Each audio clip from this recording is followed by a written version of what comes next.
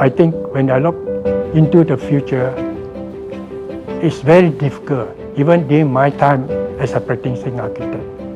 I think for architecture, we are actually building for the future.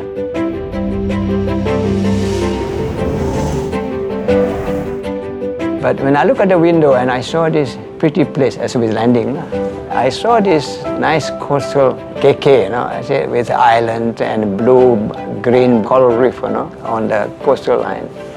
Actually, I said, it's beautiful. I've never seen this before in part of Malaysia. In my mind, I said, I must come back here and have a look at it again. They asked me to design for a church. When I look at the side, the first challenge is when we start to construct the church, where does the congregation go for Sunday Mass? I said, why don't I build it over the slope? So that is a good idea, because once you build in the slope, you have a lot of space here. I can also add another level for a parish hall. Oh, they love it. As Sabah's first architects, these men paved the way for Sabah's modern architects.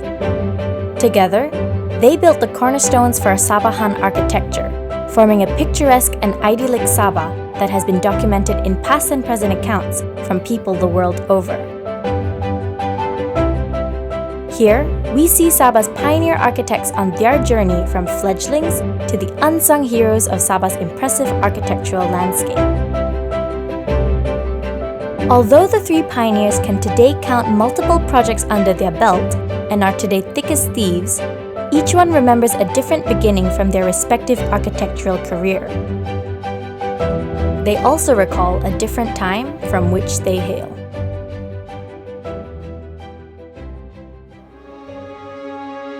My name is Lawrence Chen Koklam. I come from a family in the building industry. My father started as a contractor, Borneo construction company, just after the war in 1946-47.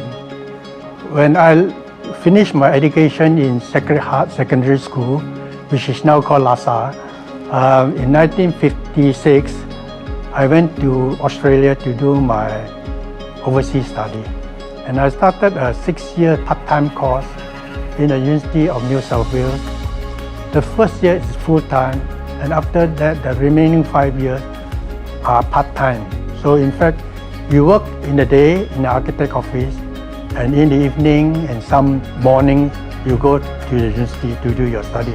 It was a very interesting experience for me because from there I learned a lot from the architect.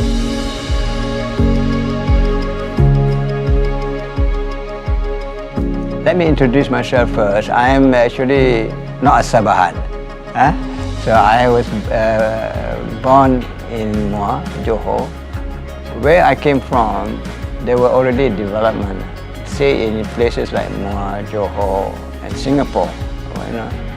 There were always my environment then were all nice big institutional buildings, mosques, schools, offices, and things like that. As a young people, you just how can people build all this kind of thing? So when I got the thing, my father asked me, "You want to go to study?" I said, "Yes." What do you want to do? I said, I'm not really a scientist and things like that. I was quite good at art, drawing and things like that. I said, I chose architecture.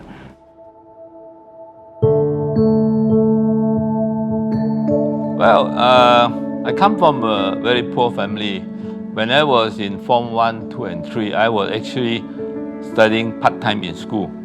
In the morning, I go to school in LaSalle, and in the afternoon, I work in an advertising agency called Chin Fong Advertising. So we did all the signboard for KK. So one day, a man came to the office with a perspective of I remember it's a 9-story building. So we were asked to do the signboard. At the back of my mind, I said, wow, how can we know how the building looks before it's being built? So that's how I get to know the first thing about architecture at that time. Very interesting, very challenging, because the building is not even built and the person can imagine how it looks already. Now, in the early days, the project that came back, it became more or less a social gathering of architects. And I proposed organization or establishment more for fellowship. And we call it the Sabah Associate of Architects. This formation of PAM Sabah chapter was a good thing because to build up the fraternity among architects. That way you have the communication, the knowing each other, and we have to be able to share our problems. Then these problems still exist.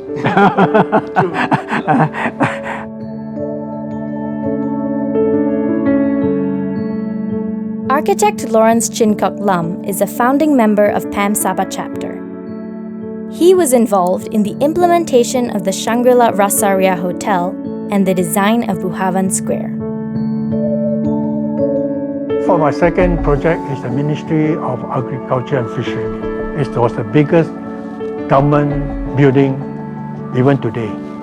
We manage this actually under the ministry, and we have KPD, Cone Line, and the ministry were renting out from a lot of other offices. So our idea was to put all these offices under one roof. So it became a very big building.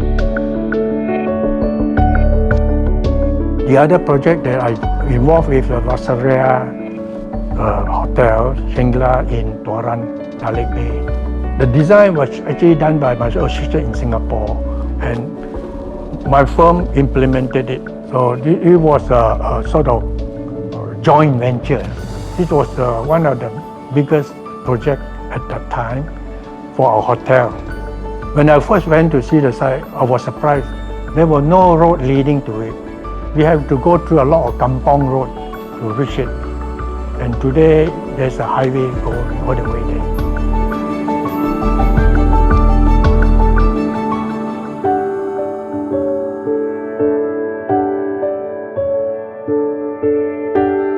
I'm Salina Abdul Salam. I'm the front office manager currently. I've been with this resort since day one. Well, I would say this is a great design, especially for local perspective. When you come towards the hotel or the resort, you will see that's the first impressions on the top building, the rooftop. Okay, and as you enter, okay, and you feel that there's a wow factor, right? And also, especially for the children's, they kind of like the design, especially with the high ceiling, and they just love it. It's like a castle for them.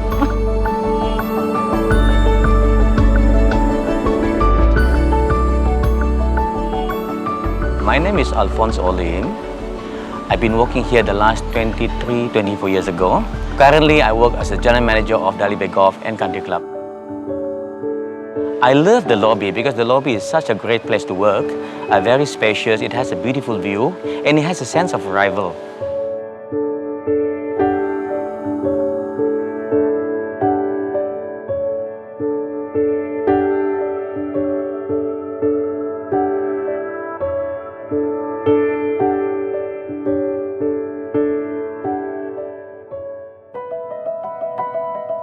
Architect Abdul Aziz Mahfar was chairman of PAM Sabah chapter from 1982 to 1983. He undertook several projects in KK, such as the Hyatt Kinabalu International Hotel and Masjid Likas Sabah. So I came here in 1970. I did the Hyatt Hotel. And the funny thing was, the construction that time was quite challenging in the sense that basic material like sand, cement you can get it, but sand is quite difficult because we want the project to move fast. They get a lot of sand from the island or something like that, and they have to wash it. We have a place where we keep on washing so that and that's what it is. That's how we did it. It's a big challenge at that time.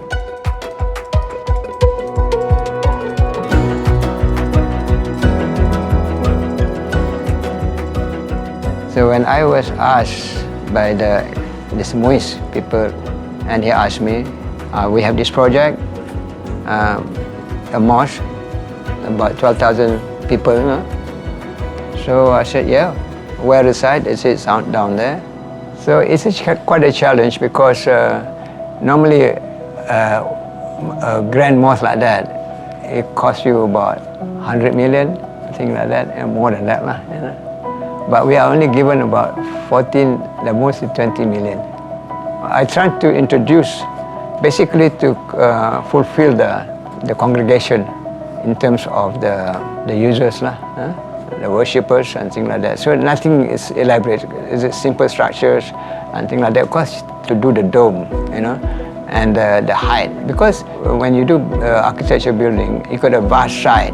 So you need to make sure that, because the Bandaraya, so you got to be quite outstanding, so you got to be certain height and things like that. So that's why we lifted the ceiling to about 30 feet high and things like that. In fact, I asked them, they said, you're given this for, I think 7 acres, you know. We don't want the mosque too close to the road, got to be fed to the back. So in front of the mosque, I said, you know, you want to put a green and things like that, it's too expensive, you know, to maintain. So that's why you have the pond. So the maintenance is less. So that's why we have a pond. And I believe now is draw a lot of visitors. That's one of the attraction now in KK.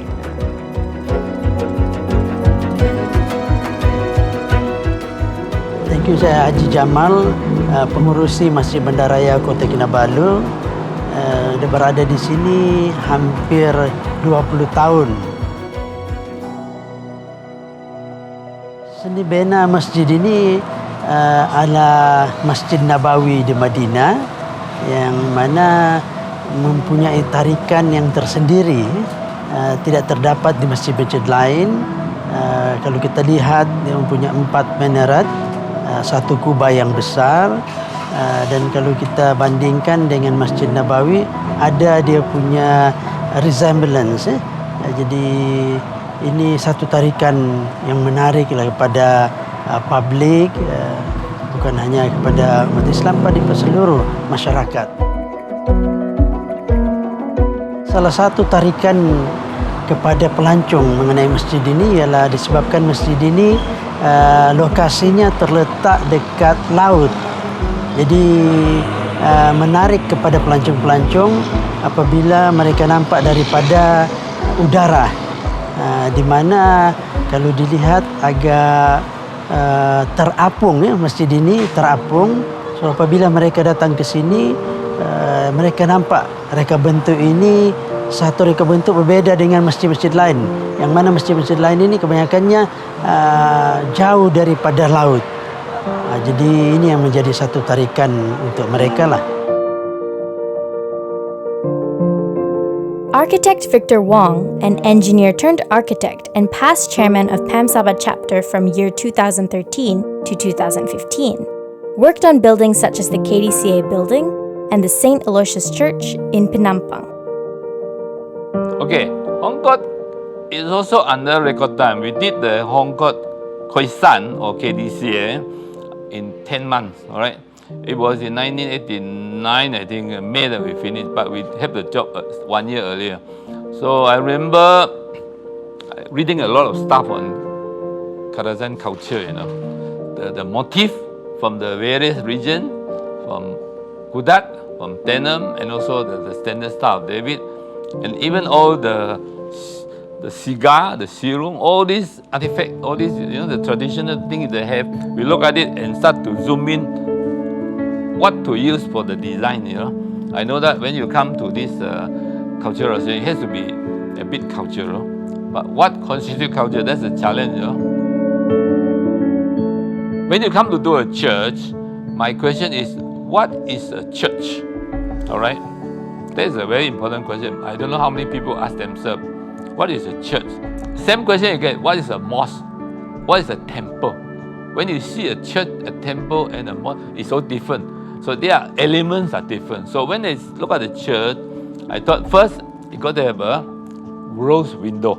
And normally a church also have a bell tower, all right? So how to do this thing?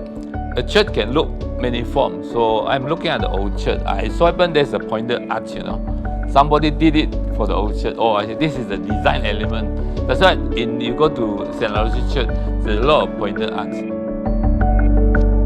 For the bell tower, we use granite rocks. You know, it's a granite rock that we bring it and transparent to break it up into 9 inches thick and then stack it up to that height. Now, the moment you walk into a church, normally what you see is a big cross there with lighting, you know.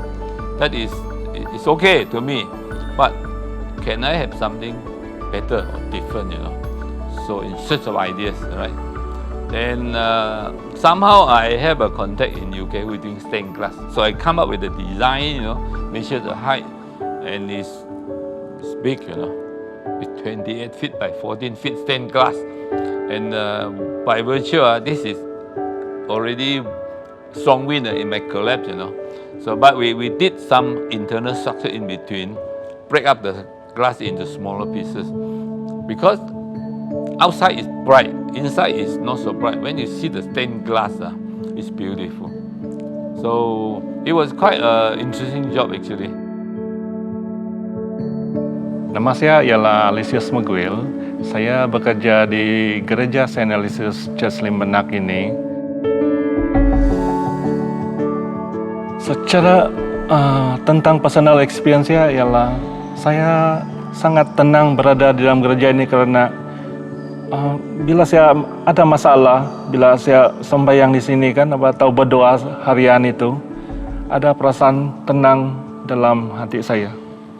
Itu yang sangat penting bagi saya lah. That's why saya sangat suka berada di sini. Salah satu yang macam congregation yang datang suka dengan ini tempat adalah keunikan dia. Kalau lain gereja kan dia macam lain tempat ada parish dia kan, tapi gereja St. Aloysius ini dia satu kali. Di atas ini adalah gereja, di bawah dia adalah parish hall, dan di bawah dia lagi adalah tadika kindergarten, tadika suryaku. So itu satu yang macam orang tertarik dengan, saya rasa tertarik dengan ini tempat lah, sebab dia tidak banyak guna space untuk banyak bangunan-bangunan.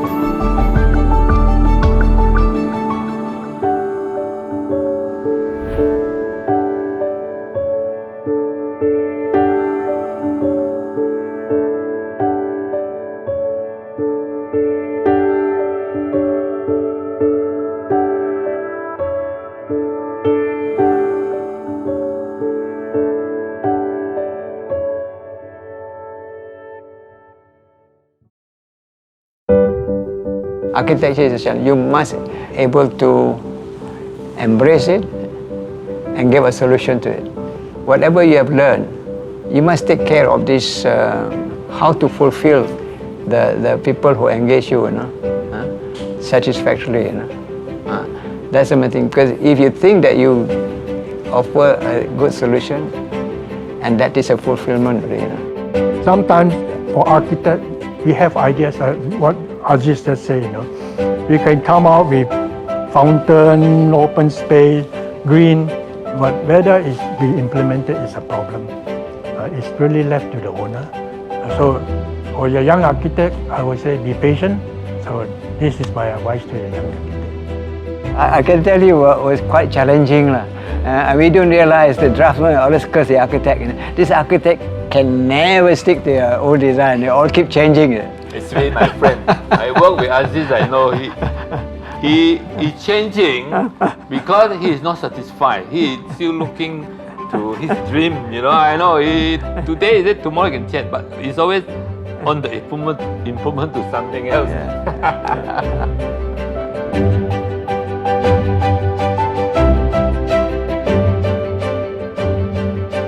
These architects have been quietly toiling in the background along with the ups and downs of Sabah's journey.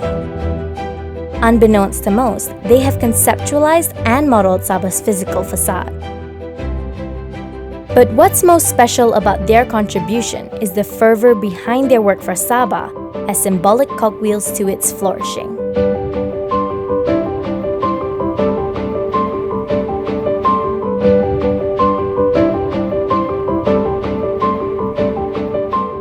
Through their work, these architects have given the people a true home that actualizes their unique identity. In their unique strokes, they have captured the true essence of Sabah, unreplicable, successfully illustrated only by those who hold a true and genuine love for Sabah.